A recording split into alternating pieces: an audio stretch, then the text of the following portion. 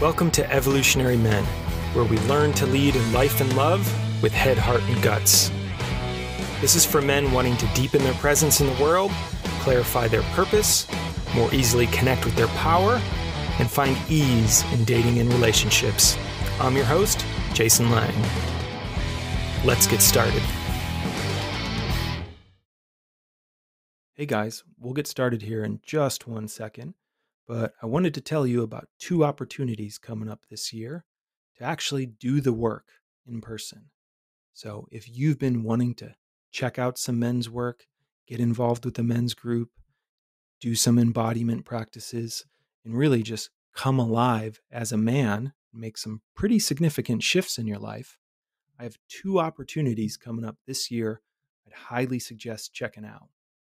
First, I have my annual retreat happening over Labor Day this year. So that's August 31st through September 4th in Northern California. And this is going to be a 4-day event at a beautiful retreat center where we're going to go super deep. Me, my co-facilitator, and 24 men on a beautiful property. And we're going to dig in. We're going to do masculine practice, feminine practice, meditation, qigong, shadow work, small group work, and we're also just going to have a lot of fun. So if you've been itching to get out into a beautiful location and spend some time with other men, just head on over to evolutionary.men/retreat to check that out. Then, on top of that, I have the second iteration of our Heart of Shadow program starting September 5th and running through November. The Heart of Shadow is a 9-week virtual program that has a 3.5-day retreat smack dab in the middle. And this program's all about shadow work. This is about going into those parts of ourselves that are scary, shut down, hidden, whatever it might be. And we go in with love, with levity, and with the strong support of men to make some pretty significant breakthroughs in our body-mind and often release a lot of emotional tension or trauma or spiritual angst. Our first one earlier this year was a smashing success, and the guys are still meeting to this day. If you're wanting a men's group, this is an amazing opportunity because you are going to get to know the men in this program. It's just 12 guys at an incredibly deep level. And these will be men you can reach for and turn towards for the rest of your life. And you'll be able to unravel some of the deepest core level wounding in your body in this powerful container. You can learn more about that virtual program and its included retreat at heartofshadow.com, or you can check out both of these under the events tab of my site. All right, let's dive in.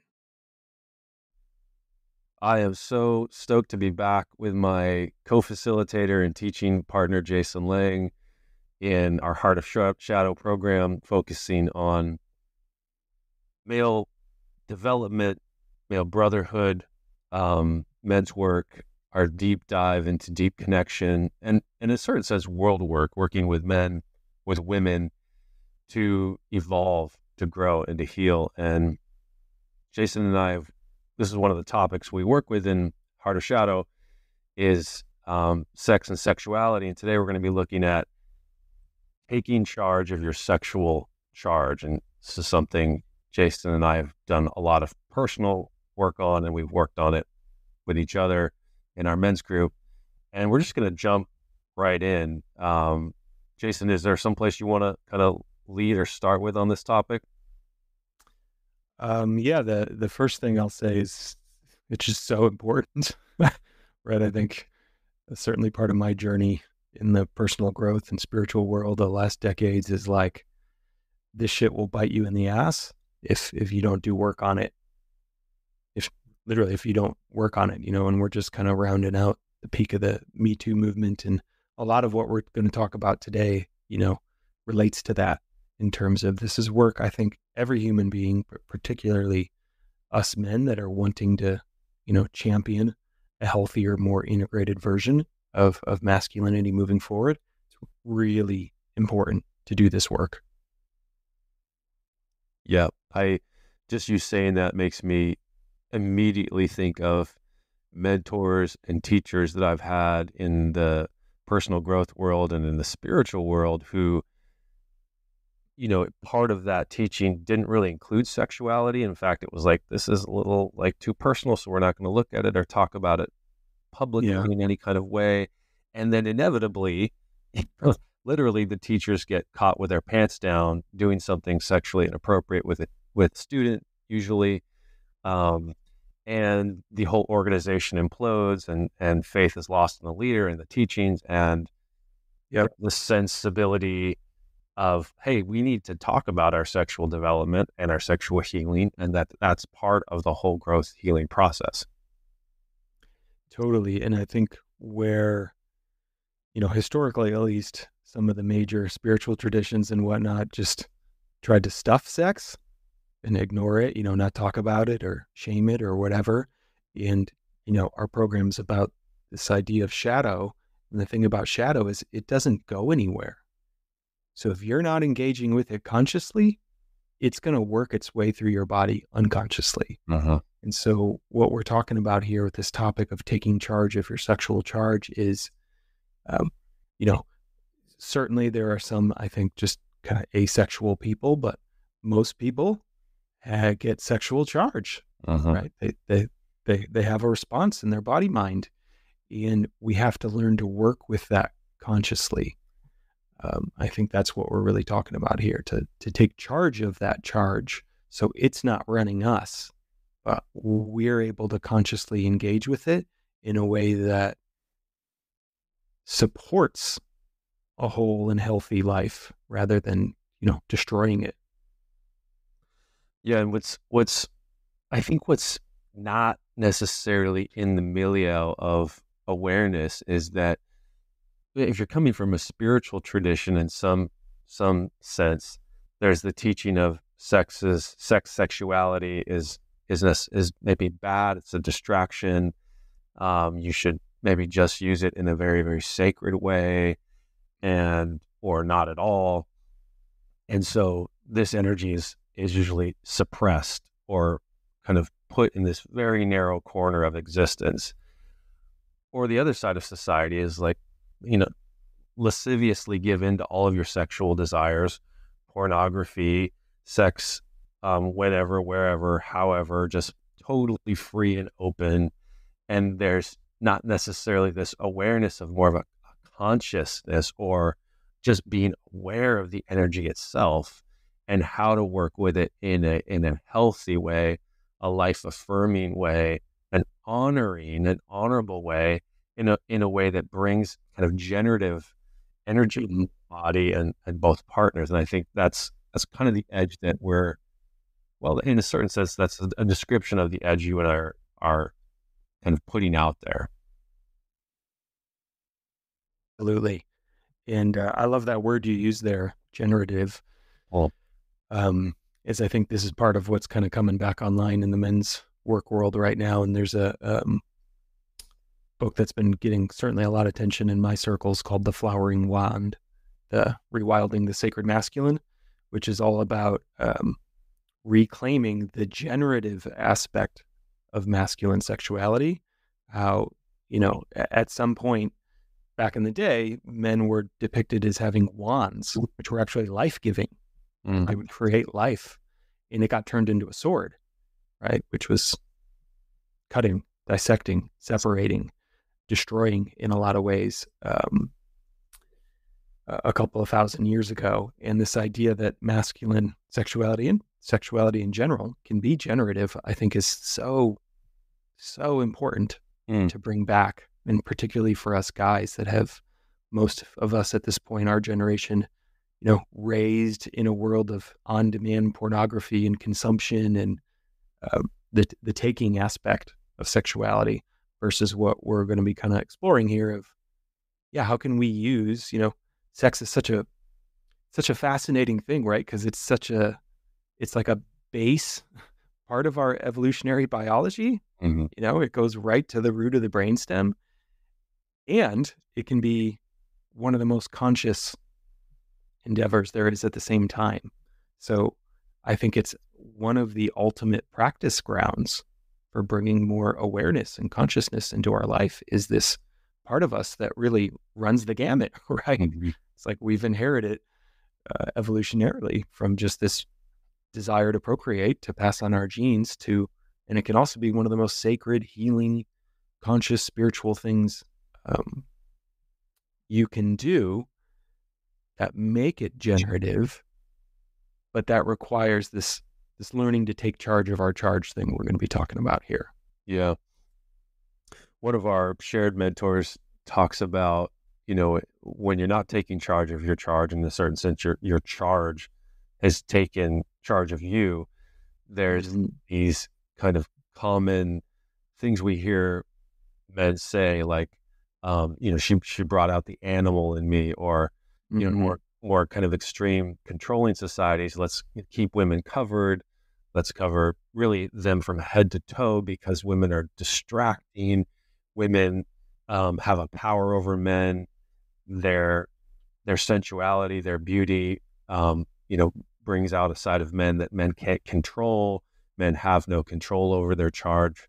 So women should cover up. Women should be conservative in their. So I remember dating someone in my 20s, and she had a short shirt on, so her like, her belly button was showing, and her father, this is like a traditional family from Eastern Europe, said, your midriff is showing, honey. You need to cover up. And this was like in Los Angeles in the 2000s. And I was like, what? What's going on? This is kind of extreme in a certain sense from the culture I was raised in Southern California.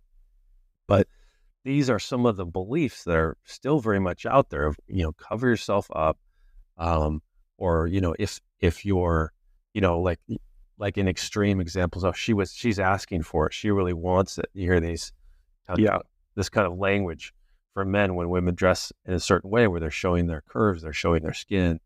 And, that's kind of the default message, if you will, around sex and sexuality in or at least part of the message. Yeah, I think that's right. The idea is like, it creates this weird kind of victim narrative for men, right? That we're helpless, we're overpowered, there's nothing we can do about it. And, it can be intense and real. Certainly, I've absolutely had the experience in my life of, what happens when we switch from the prefrontal cortex there to the more kind of reptilian brainstem, and like, ooh, how did I get myself in this situation? Like, was I fully online for the experience I just had? I definitely had a few of those moments. Like, so I get it. But that doesn't mean we can't take responsibility for it. And that's what we're really talking about here is we're not helpless as men. Uh-huh. And, I think part of what we're going to explore today, you and I in particular, is spiritual growth-oriented men who like all the wild stuff that's possible in that world, and want to be anchored in like the real world of, how do we live healthy lives of integrity with families and spouses and long-term partnerships at the same time. And I think that's going to be a unique thing, we can talk about here of, as men who are in committed long-term marriages, how do we work? Literally, how do we work with that energy of feeling attraction for someone else?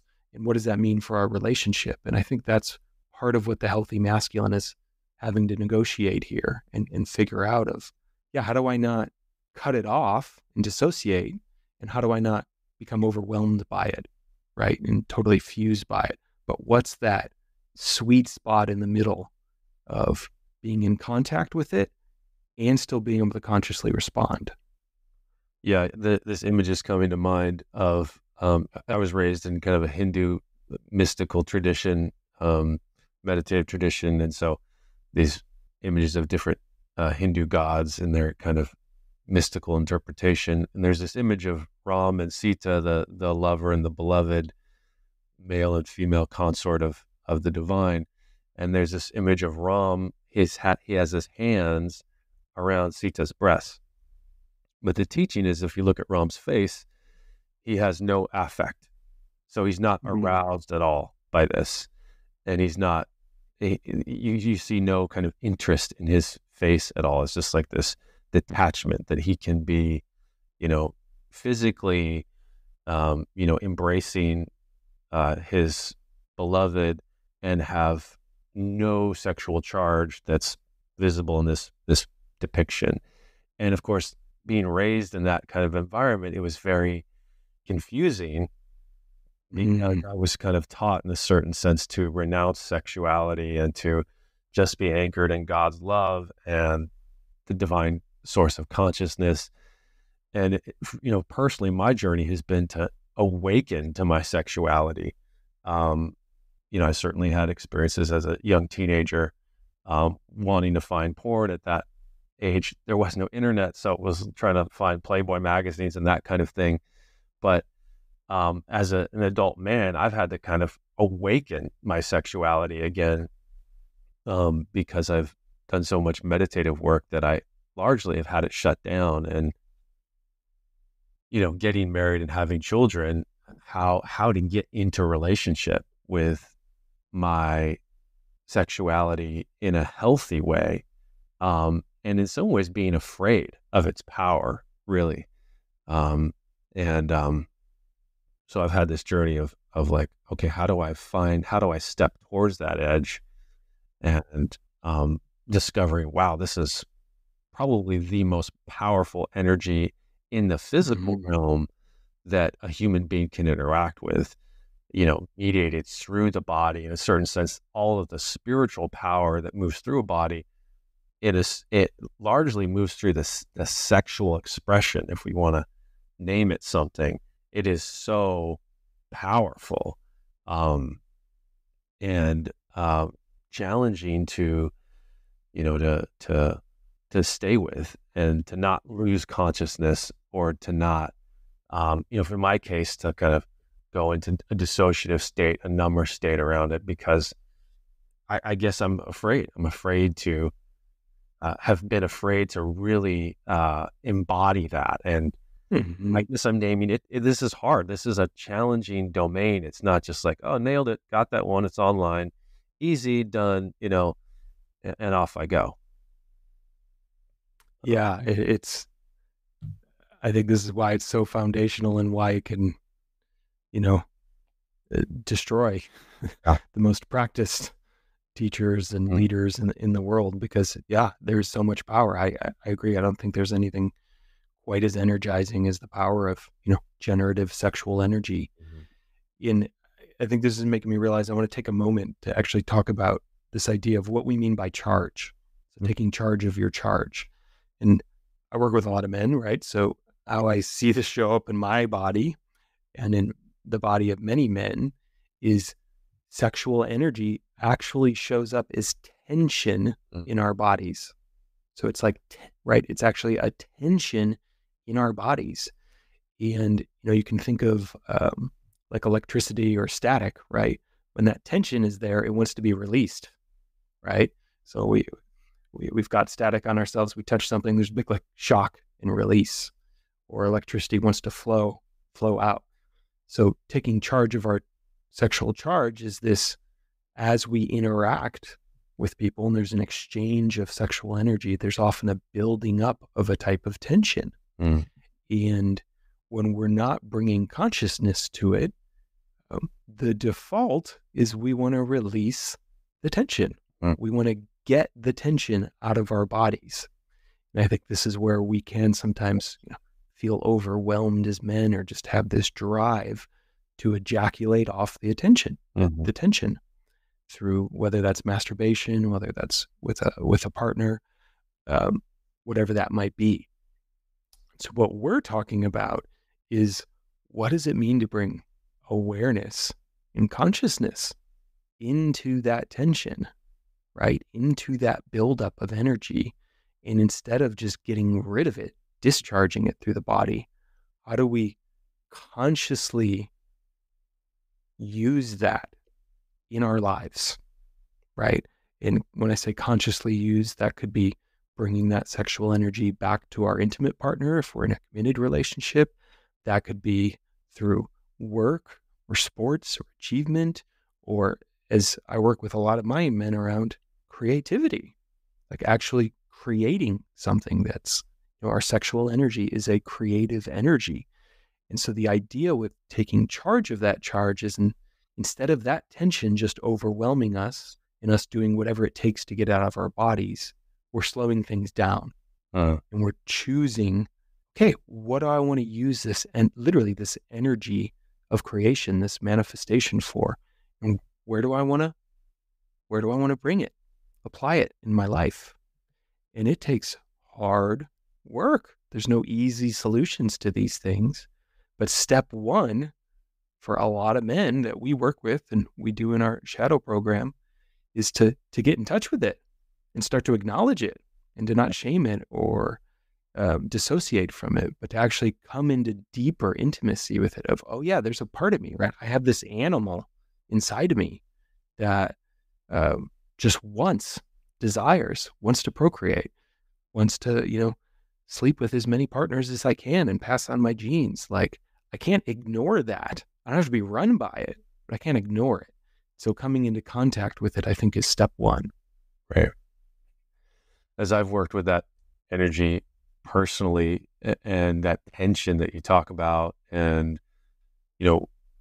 what to do with it, how to discharge it, there's a few things. One is a mutual mentor of ours talks about, relieving your sexuality from the burden of making you feel better, or relieving sex from the burden of making you feel better, which is what you alluded to, ejaculating to discharge your shadow material or discharge your unfelt, unexpressed emotions or things you haven't had a chance to feel, to acknowledge during the day because the day is so busy and stacking up upon day after day. Sometimes sex really isn't about the connection or expression or creativity, but literally stress relief. Let me just relieve my stress, and nothing necessarily bad or wrong with it. It's just like you're saying, Jason, let's become aware of how we're using it and why we're using it. And if we're, it can get sticky if we're telling our partner, I want to connect with you, I want to connect with you. And you start to get needy and desirous. It's not about connection. It's about, I want to discharge my pain, with you as the object of that. And that kind of sex feels very different than a sex that's born from an already established connection. And again, I'm not saying one's better. I'm just saying this is what happens relationally and how we often use sex or masturbation. And masturbation can be used just for, I just want to experience some pleasure and some relaxation. I don't necessarily need to discharge my pain, but just want to feel what my body can do. There's all kinds of intentionalities behind it. And that was leading me to another point that is currently eluding me. Well, I think that this is where that awareness, the consciousness is so important because, sometimes we are going to move towards sex just as more of a stress relief, but there's a way to do that with an awareness that in itself can be a game changer. And I think where men have dropped the ball sometimes and where some of the criticism and feedback of, masculine relationships to sexuality is, it is extraordinarily easy for us men to just make it about the tension release. And in the process of that, that's where objectification can really happen, right? Where this woman, her body is a means to an end for me to relieve tension in my body. And it can be very easy to fall prey for that. And, even in loving relationships, I've seen that show up for guys of like, I need this to get this tension out of my body. And I'm kind of dependent on it. There can be like a little drug type thing to it. And what we're talking about is learning to, in some ways, what makes this a hard practice is to be able to increase our capacity to be with the tension in our systems. So we're not just unconsciously ejaculating it out, right? But we're bringing more awareness into that process. And how to play and move that energy and use it again in these more generative, restorative ways. And a lot of men, whether it's religious or cultural or whatever that might be, um, that I work with in particular these days, the pendulum has kind of swung, right? From the kind of macho jerk to more the nice guy of, ooh, yeah, like I don't want to, I've been told my whole life and shown evidence for how damaging male sexuality can be. So, I'm going to pull away from that a little bit. Mm-hmm. And that can also have, destructive elements to it, because then the men are kind of dissociating from something inside themselves. Right. And what we're talking about is learning to engage with the full spectrum of it, to be able to embrace it radically and the power of it, and still, connect it to an open, sensitive, loving heart where it doesn't overwhelm us, but we get to create with it, so to speak. Right. Yeah, brings to mind, that edge that you and I are pointing to of this place. It's not even really in between. It's this almost third state of consciousness where it's not so much that we're trying to penetrate our energy into something. Sometimes on the surface, well, men have this kind of phallic object, and women have this receptive, part. And so it's about men penetrating women. That's how it looks like at the level of anatomy. But energetically, really, both energies are seeking to merge in a certain sense. The full passion of it's more than passion, it's really this longing to connect, that's unbridled. Let me pull away all of the restraint. Let me take that restraint off of the horse and let the full power of that energy meet full power of another energy in its full wild creativity. And I look at really the source of sexual energy. You take that idea of physical sex away, it's, to me, it's where this longing becomes unrestrained, this longing to merge and to meet ourselves, to meet another being in their fullness, whatever that state may be. And to me, that really defies the act of sex itself. It goes way beyond that. It's like, let me fully be with you in your sorrow. Let me fully be with you in your joy. Let me fully be with you in your rage. Whatever that state is, I think my sense, my current edge around this is, let me fully be there with you, or whoever it is I'm with my daughter in her joy. Let me fully get to the edge of being present to her joy. And I think the metaphor of sexual energy is like this physical, it's physical and energetic, but this physical representation of where we're longing to feel alive and to be fully restrained. And it was one of the exercises that we do is, if you want to learn about where your energy is at in your life, you can start to look at your relationship to sex itself. Like, how do you approach it? How do you orgasm? What does that energy look like for you? Are you kind of tentative? Are you afraid when you're engaging with your partner, or with yourself? Do you attack yourself if you're masturbating? How do you, what's kind of the middle stage of sex like? What's that end stage? What happens after sex is over? Is there kind of a loving energy there, or is there a dissociative energy? And we can learn a lot about ourselves in that full approach, how we think about it before, how we're approaching it in the moment, the middle stage of the interaction, orgasm, and again, the ending, as really a metaphor for how our longing is currently being worked with in any moment. That's kind of my current take on the edge of it, and how sex will completely reveal kind of where we're at. I think I was just thinking the exact same thing. What makes it such a potent energy to work with is it's often a direct reflection of how conscious we are, Yeah. right? Like if you want to see how conscious you actually are in life, start to look at your sexuality. Yeah. Right? How's it showing up? How are your fantasies showing up? How's your masturbation showing up? How do you, you know, talk to women in the world? Yeah. Right? It becomes pretty clear as we put a little bit of attention on it, and that's where as men we get to then, and I'm not here to say, every man has to be in a long-term committed monogamous relationship. You get to create whatever containers you want, and I'm fully in support of that. But again, you have to do it consciously. That's what we're pushing for here, to bring real intention and consciousness to why you want the container, how it might be, life-giving and generative in that sense. That I think is such a game changer. And for us men to kind of do this audit, like you said, of, how's it showing up in my sex as is? How's it showing up in my body as I move through the world is really important.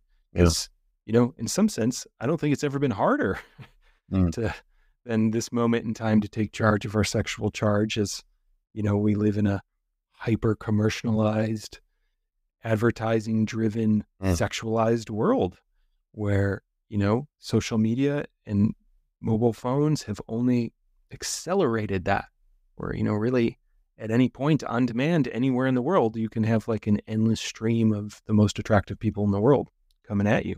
Right. And, as men and as humans, we haven't really developed the antibodies for that, right? It's like we don't have that mechanism online. So men were really having to figure it out, as someone who dealt with porn addiction in my teens and 20s, like it's a real thing, right? And it happens to a lot of men now.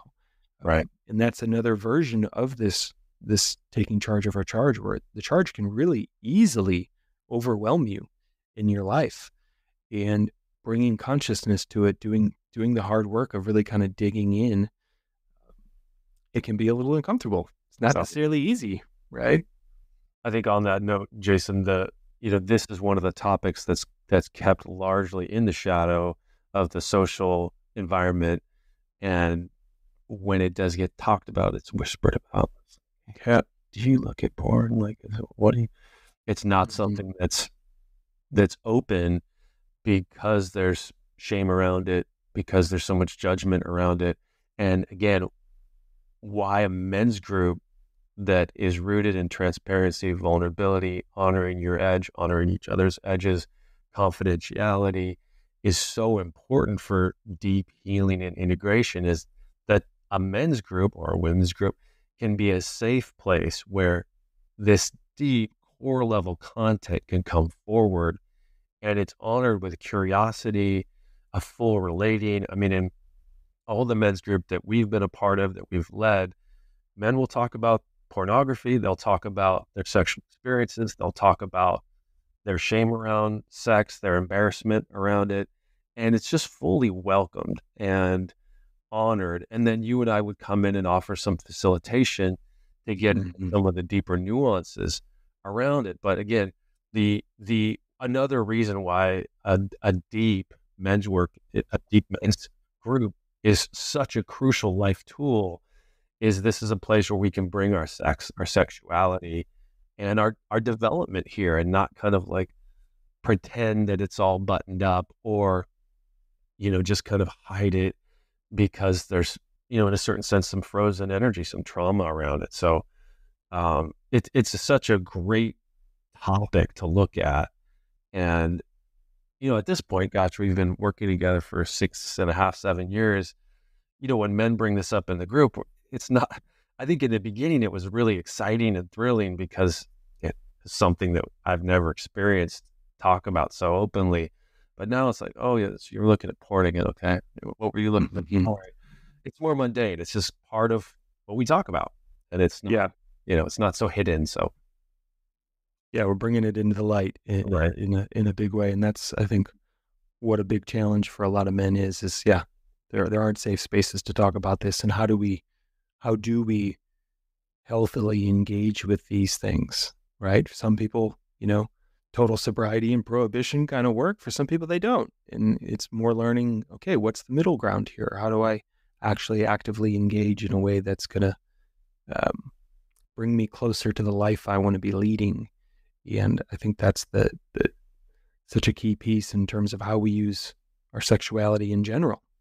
And that, it's just such a deep place of practice of learning how to literally work with the energy in our bodies.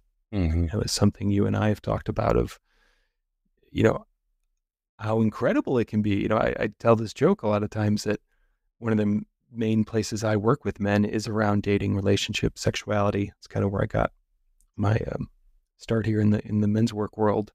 And one of the reasons is because it's one of the only things I have found that'll get a man off his ass, off the couch, to change his life, because there's some kind of pain around sexuality.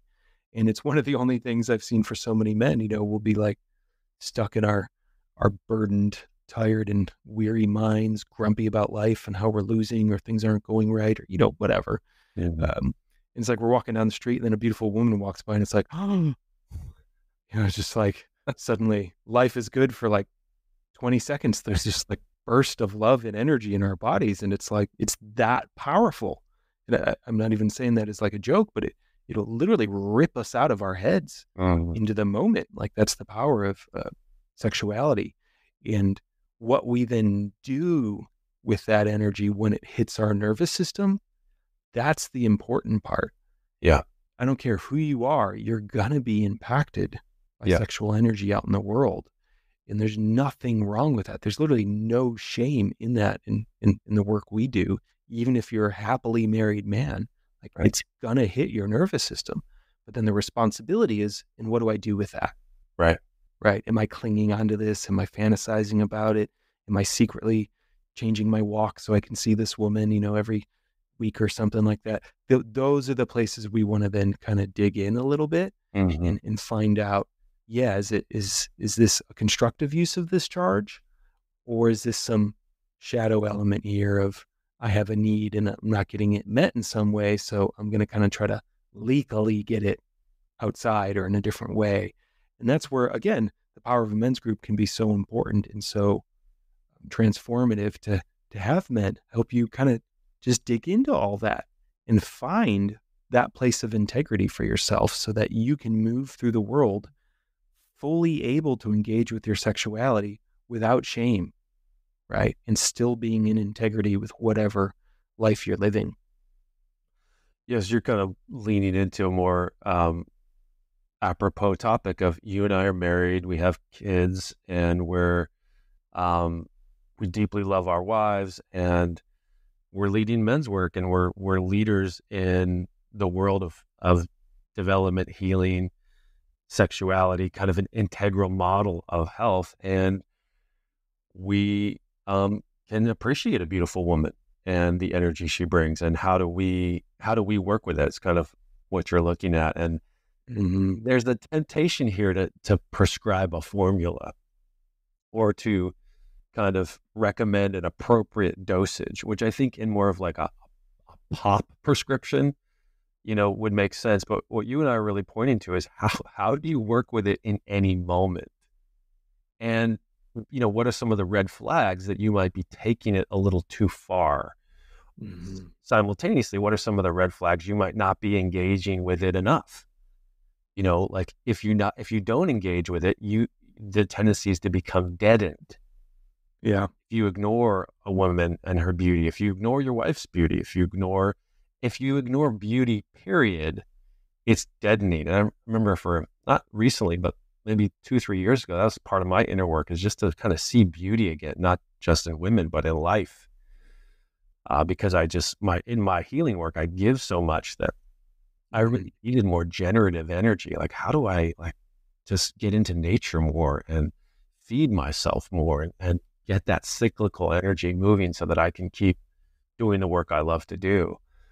But I think that's good for us to look at is what are some of the red flags of not looking at the energy, not drinking it in, and where can we take it too far? Like I think you mentioned, am I changing my walk to work? Am I perseverating on this woman and her body parts for hours after I interact with her?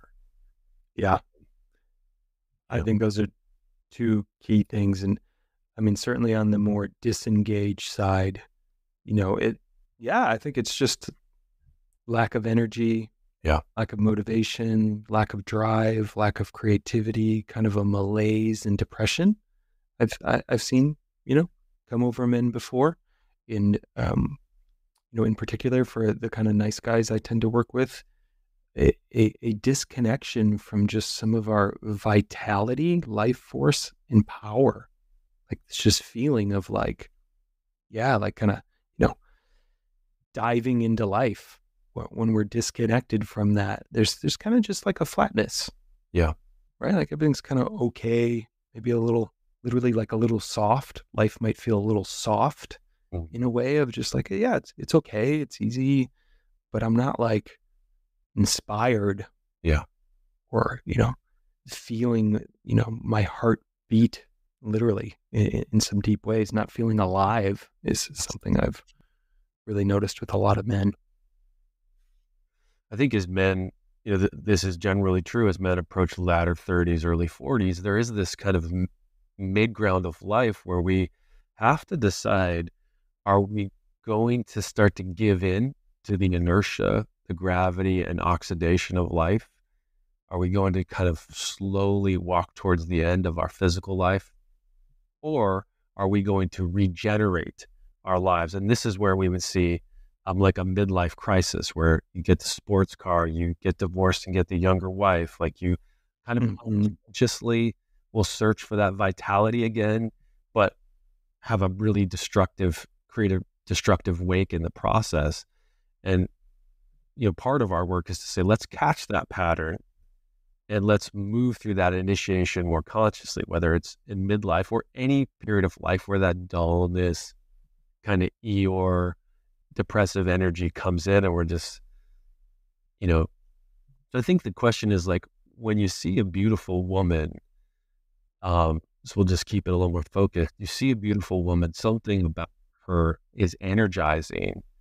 Mm-hmm. And there's the rule, well, don't objectify women, don't don't be part of rape culture at all. Don't look at her with any desire. See her like you would your own mother. How do we work with that? All of that programming as a nice guy to go, well, I have to restrain myself and Mm-hmm. utilize my balls and my penis and not let myself feel any attraction. I don't want to be a dangerous man. And there's a whole belief that creeps in there. Yeah, and this is definitely something I work with men around and have gotten to talk to women around. And when we disengage in that way, or we stuff it, or we numb out to it, or we pretend it's not there, that's often actually, in an odd way, what can cause some of the biggest creep factor, Yeah. right? Like, because there's a divergence between what's happening in our body and how we're showing up, and it can be uncomfortable. It can actually be uncomfortable for women when they can feel us men not engaging with it. It's like, it just feels like something's off, right? It's like, yeah, I don't know. For some reason, I don't trust this man. And usually the solution to that for a lot of us men is to go up into our heads, right? Mhm. To disengage from the body and go up into our heads and ruminate and perseverate. And so for us, it's just not particularly pleasant, because suddenly we're not in the moment, we're not in our body. And then there's, the deadening of this life force where we're actually in some ways making our body wrong, right? So I think it can create a lot of shame for us men and a lot of tension in different ways in our body of, well, there's a way I have to be, and I can't actually be authentic in myself. I've definitely worked with a lot of guys who have come out of some pretty heavy religious backgrounds, churches where it's just sex is, yet you cannot do that. And that programming goes in deep, Very deep. deep, right? It takes a long time to unwind that and to come back more into that integrity of like, oh, actually, this is just natural. Mhm. And I think the thing I want to name that I often talk about with men about is it's not the attraction that's the problem. Mhm. It's when the attraction is disconnected from our hearts, There it is. right? Because that's when we can objectify. that's when we can rape. That's when we can cause damage. That's when we can destroy our marriage. But when the heart's online, it's a whole different ball game of like, wow, this woman, is gorgeous, and I'm feeling an incredible blessing of energy in my body right now. Yeah. Right. So it's feeling that is how I tend to work with men around it. It's feeling that energy, acknowledging it, breathing it, Uh-huh. and then also realizing there's a human being attached to that body. Yeah. In the case we're talking about here, kind of the hetero side of, it's a woman who has hopes and dreams and has had her heart broken and wants things and has good days and bad days. She's just a genuine human being. So remember that, right? Just remember she's a human being and who's got her own life going on. And when we can remember both of those, I tend to work with it myself as like to literally take it as a blessing and offer it back of just like, wow, thank you. Just thank you for blessing me with that energy. Like, I hope your day is awesome. Just might happen in a couple seconds in my head, but there's like an acknowledgement of the gift that's been brought to me of literally energy in my body, which as a, near 43-year-old man, like that's becoming more sacred by the day, Yeah. right? Just to have energy and vitality in my body. So not disconnecting from it, but not also obsessing over it, right? Right. I think that would maybe be the other side of things, at least as I work with it and believe in it, is like, what's the half-life? There it is. So, right, what's the stickiness quotient? Like, can I just breathe that energy through in the moment and then, let it pass? Or do I start to ruminate about it and fantasize about it and think about body parts and things I would do? And, there can be a time and place for that in a healthy consensual relationship, but this is where that half-life piece, that stickiness piece of like, ooh, what would my partner think if I was thinking about this right now? Or even if you're not in a partnership, like, is this a moment I really want to be engaging with this energy? Or is it kind of colonizing me in the moment? Right. Which certainly was something with me, as I wrestled with pornography, was finding pornographic imagery coming into my mind, and times I did not want it to come into my mind. Right. Like, I have other things I want to be doing here, or it just doesn't feel appropriate. So that half-life thing, I think, is the thing I just kind of want to point out. I love that. And how I think implicit in that, you're pointing to where an energy that can be, let's just keep this example, a kind of sensual, sexual, or just a beautiful woman, how that can be so generative to appreciate, to breathe that energy in. And then if in the second moment we then attach. Yeah, that's it. We attach and then we want to replay it over and over, it becomes more addictive. We get that dopamine hit and then we want it again and again. And it's not necessarily about the woman anymore. It's just about, I want to feel good. I want to feel alive. And you get that diminishing returns of well-being. And I think the mixture here of, getting the sexual energy to be healthy, your purpose is on the line. You're satisfied with your work. Your exercise routine is there. Your diet routine is there. When all of these elements come together, then it's not so much what we're not saying is you're going to get all your energy from getting into more balance around sex and sexuality. We're saying that is one component of health and vitality. Yeah.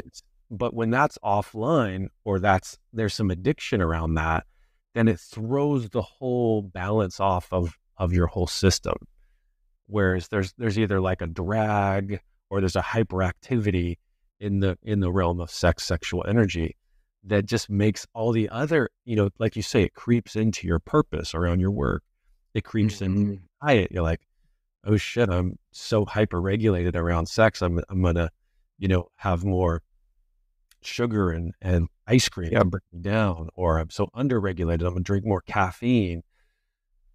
And so when that, just like any of those arenas, when they're offline or over hyperactive, the whole system gets wonky, and then we're exerting all this energy to kind of keep it in the shadow. And it becomes problematic for our experience, our flow in life.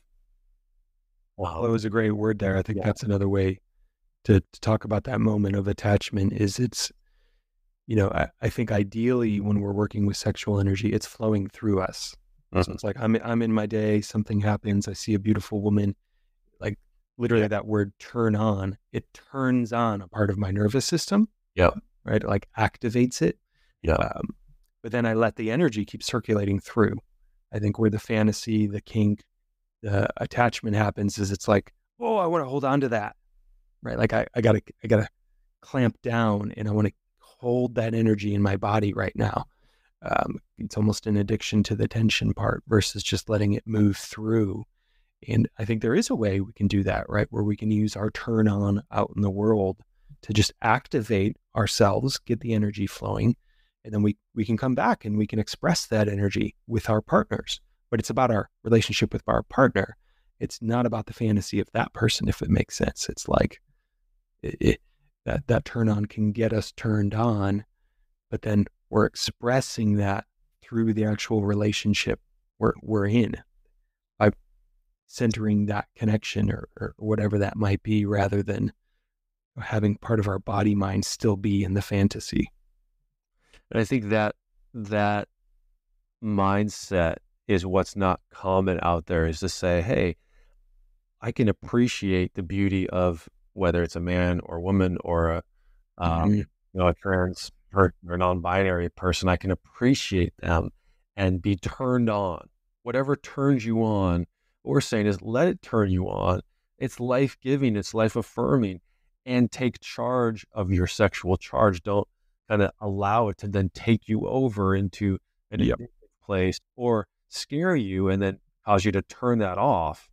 And then there's this, I think the other thing I'm feeling and experiencing is that there is an energy we get from whatever turns us on that we don't necessarily get it from our career purpose Yeah. or our time in nature. Those turn us on in different ways, or our exercise or eating a delicious meal. We get turned on in different ways. Our nervous system, our heart, our our mind gets turned on in different ways. And this is a unique area we get turned on.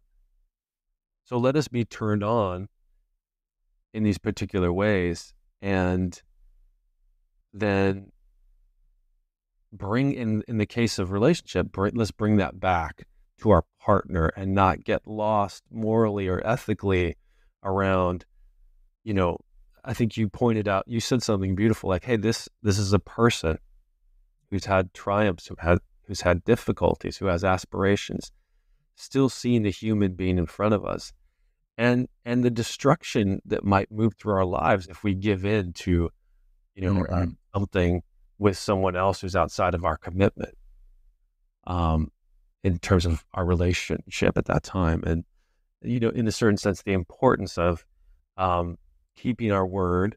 And if we want to change our word, that we're upfront about that Yeah. and not letting sexual energy just kind of take us over around the vows that we've made in our lives. Um, in a certain sense, to not create more work for us, more karma for us later, because we were just, the animal took over. We gave in. Mhm.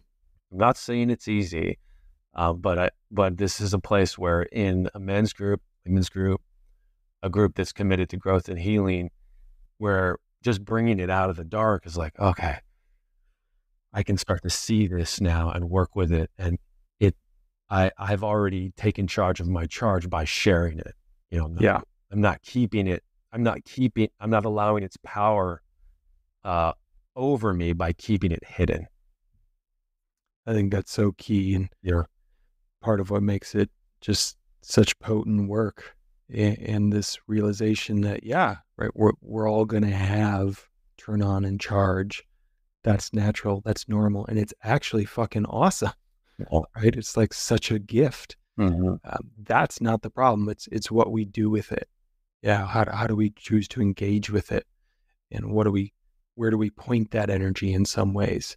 That's the thing that can really make you stand out as a human being and as a man in particular these days, is learning to consciously work with that, of not having to shut it down and not being run by it, but Yeah. finding this sweet space in the middle to really take charge of it and use it in a conscious way that can generate and create.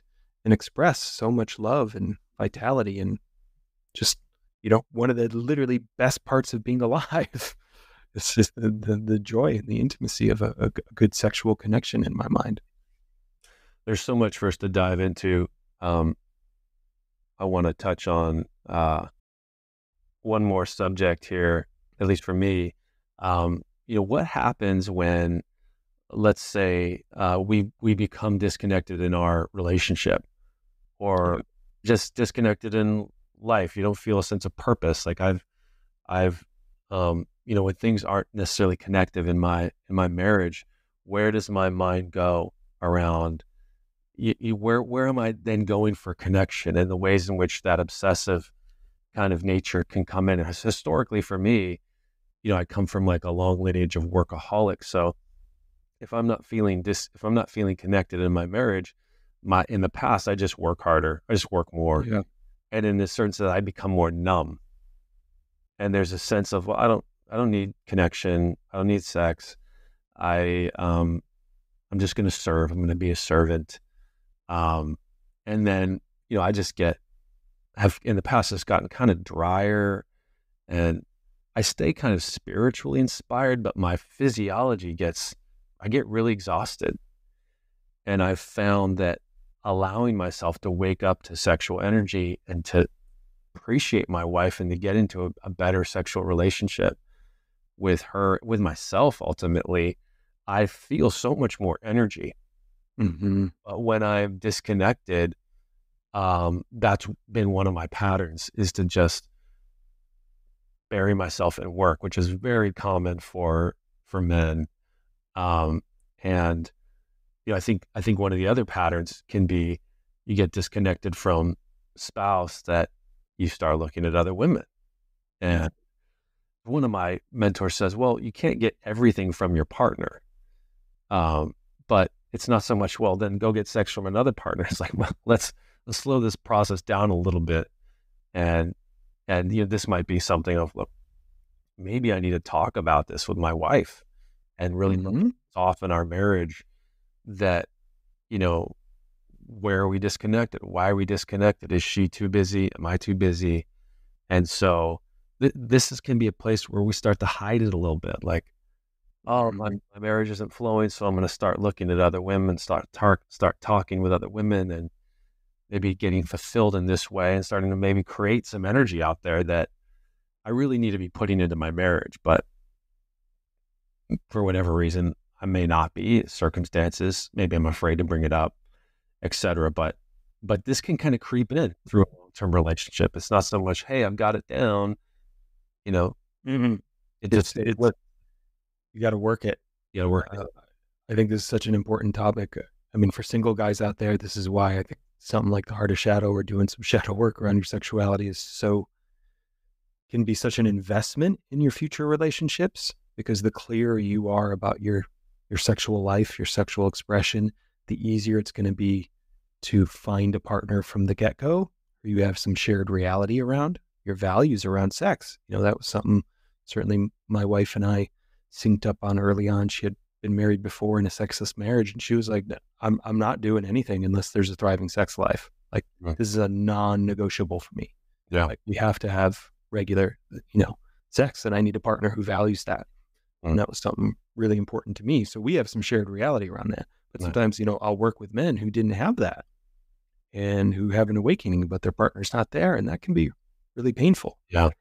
So point just being, if you have the luxury, if you're not in a relationship yet, doing this work early can make it much easier to attract a partner who you're going to have that similar set of values around. And then for those in long-term relationships, I consider sex like the canary in the coal mine. When that starts to go, that's the first sign that, stuff often is not going well in the relationship, in my mind. Because in my experience, and if my wife was here, she would agree, like, the difference between when we're sexually connecting and when we're not is extraordinary in our relationship. And what I mean by it is it's like to use the right term here, it's kind of like an all-purpose lube. Like, it just gives us so much more breathing room in the relationship. Like, all of our stresses and tensions and the ways we might nitpick each other or be unhappy. Like, when we're connecting, we have so much more space around that when our sex is online.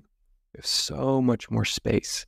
When it's not there, those issues become even more acute. It's like it's just so much harder to deal with them. It puts a lot more stress on us. So it's like something we work at. Like if one of us notices or we are disconnected in that sense, to really prioritize it and center it and bring it back. Because if it's not there, then that is also where partners can start craving certain energies. And if we're not getting it in our relationship, our body will try to find it somewhere. Yeah. That's what makes this, the shadow piece. It'll try to find it on Instagram. It'll try to find it with our coworker. It'll have certain fantasies. And we can't get everything from our partner, but for people that are in, committed monogamous relationships, there's ways you can work with that, right? If you notice you're craving a certain type of energy, it's extraordinarily vulnerable to lead the conversation in your relationship of, I notice this is something I'm feeling a desire for and wanting. How could we explore this or co-create this in our relationship, right? And that's going to be a negotiation, right? Doesn't mean your partner's going to be a hell yes to every single thing you have, but a good partnership, you're going to learn to work with each other to offer each other that type of energy. It's one of the generous things I think we can do in relationship. So then we don't have to seek it outside of it. And it's that seeking it outside of it that's where, it's just where all the problems can happen. Because again, if it's in the shadow and we're not conscious of it, how many men have fallen for the belief, oh, if I leave her for her and do this, it's all going to be magic and better. And then they do it. And then lo and behold, what happens? The same relationship patterns show up because there's unhealed, undealt with trauma or shadow in their body. So they're going to bring it to any relationship they get into. That's right. And implicit in what you're saying, what you're pointing to here is that when we bring, we're bringing something to our partner, craving this energy, that we're engaging in a conversation, you said a negotiation, of, here's what I'm wanting, here's what I'm desiring. And there's also an openness to go, and, where's this coming from in me? Yep. What's this? Is this something that's like really kind of missing in my life, or is there, something I'm not looking at that I'm wanting to cover up, again, trying to discharge my pain through sexuality, through orgasm, or is there just something that's not really flowing in my life or my marriage? And I'm in partnership. This is one of the cliches that can show up in particularly new age work, spiritual work, is that I am creating my reality. So if my partner doesn't want to have sex, I should just accept that. And I'm creating that. And what we're saying is, no, you don't create everything in your life. You co-create, you generate things. There are certain things you can't create. There's other things that other people are creating and they're interacting with your creation. And so this is a negotiation. We were part of deep shadow work and relational work is that you're taking the risk. You said this, Jason, to be vulnerable and to share and to say, hey, I kind of like, I want to experience this energy. I've definitely worked with couples who they've ended their relationship, their marriage, because they wanted some other element of sexuality, but they didn't want to talk about what was driving it. They didn't want to get into the inner work, which is always non-sexual. It's like, because some of the classic examples is this exercise where you talk about your sexual fantasy. And then when you take all the sexual elements out of it, you can see the deeply suppressed shadow material. Like, my sexual fantasy is to be tied up, dominated, and to be hit, slapped. That really turns me on. And of course, if you take all that out, it's like you think back to your past. Sometimes there can be this, well, I was dominated as a child. My father used to hit me, and that charge that's in our nervous system, you're like, how does that have to do with my sexuality? Well, it imprints so deeply in our nervous system that it's only through sex that we can kind of not necessarily become aware of it, but that charge mixes with the charge of sexuality. Yeah. And all of a sudden we're wanting an energy that might not actually be kind of healthy, but can, in a certain sense, help us become aware of some wounding. And we're taking kind of a deeper slice there, but that's part of the invitation is sex asks us or invites us to look at the deepest ways we've been molded and shaped. And as we face that, we become freed into a sexual relationship that's much more generative and healthy and expressive, as opposed to kind of locking our wounds in place and moving us into these places that, are in a certain sense reenactments of our unprocessed adverse childhood experiences. So it's a big topic around what we're engaging in. And the biggest invitation is just awareness, talking about it, bringing it out of the shadow, being curious, not punishing ourselves or our partners for bringing something forward, but really approaching it softly, because we're also bringing up our very deepest wounds when we talk about sexuality and sex. Yeah, it really is a process of bringing it into the light. Yeah. Just acknowledging that it's there and it's beautiful and we need it, right? Yeah. I work with, tell a lot of my men, like, male sexuality is important. Like, almost nothing in the world would happen if we didn't have that drive, right? Yeah. Like it's actually the drive of creation and life force. And we would just want to honor that and use it wisely and learn to engage with it in these more mature ways that it can be so much more conducive to connection and generative and life affirming and life giving. I think that's the other key thing that, when we really learn to work with this, sexuality can move from something that destroys or, ruins relationships to something that deepens and fosters and helps them become even stronger. And it really starts with us men. Yeah, getting in touch, right? Digging in, getting clear about our charge. How does it show up in our body? When does it show up in our body? What's behind that? And then being able to engage with that and become intimate with it, so it's not running the show anymore, but it's part of our experience that we can, when we choose, bring into the moment, so to speak. Yeah, it's powerful. We kind of sent it on this one. There's some really good content in here. Anything else you want to touch into, Jason? I think that yeah, I feel like we covered quite a bit, actually. Yeah, that was thorough. We have our next cohort of Heart of Shadow, which you can always check out when the next one's launching at heartofshadow.com. But at this moment in July of 2023, our next one is starting September 5th with a retreat in October. There it is. And all the information there is at heartofshadow.com. We have our early bird price up through the end of July. We have a couple scholarships for BIPOC individuals. Our previous group is our current group is alive and strong. These guys meet, I think they meet weekly. Just a powerful inspiration to me. I check in on the group pretty regularly, and I'm so heartened by their work. So if you're looking for deep community to support you, I'm talking to some men here in Eugene about the program, and like Jason and I said this time, there are just things that we won't bring forward in life because there's never really been permission to do so.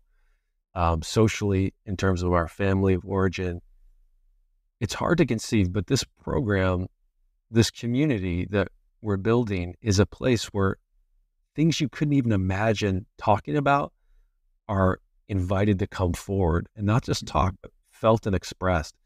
It's such a powerful offering. And if you're looking for a life tool to help you thrive in every arena, but particularly your inner healing, sense of wholeness, connection, Heart of Shadow is there for you. And I think we've got a few more spaces left for this next cohort. So Heart of Shadow, I think it's at heartofshadow.com.